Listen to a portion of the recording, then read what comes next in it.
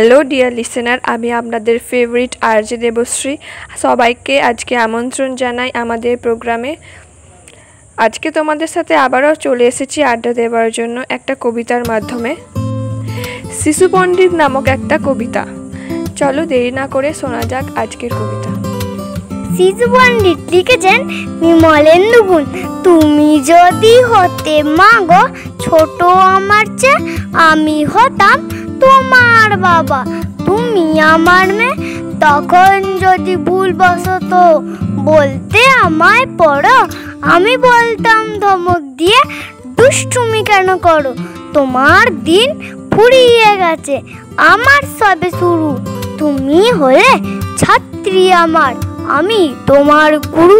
পালাতে যেই আমি বলতাম, এই দুষ্টু দাঁড়া, সারাদিন তো কাজ দেখি না, ঘুরে বেড়ানো ছাড়া। এবার বসে চুপটি করে শেখো তোমার পাঠ। রবি বাবুর বই পড়েছ তেপান্তরের মাঠ।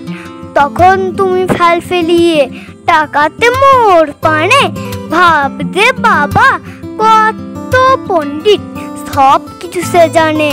না হয় আমি নকল বাবা, তুমি আসল মেয়ে, তাই বলে কি সারা জীবন ছোট তোমার চেয়ে? নমস্কার। এই রকম ছোট ছোট কবিতা শুনতে হলে আমাদের চ্যানেলটিকে অবশ্যই সাবস্ক্রাইব করে দেবেন। ভালো লেগে থাকলে লাইক, কমেন্ট, শেয়ার করতে ভুলবেন না। আমি আবারও ফিরে আসবো এরকম ছোট ছোট আবৃত্তি কবিতা নিয়ে। চলো আজকে আমাদের প্রোগ্রামটি এখানেই শেষ করছি। So tata.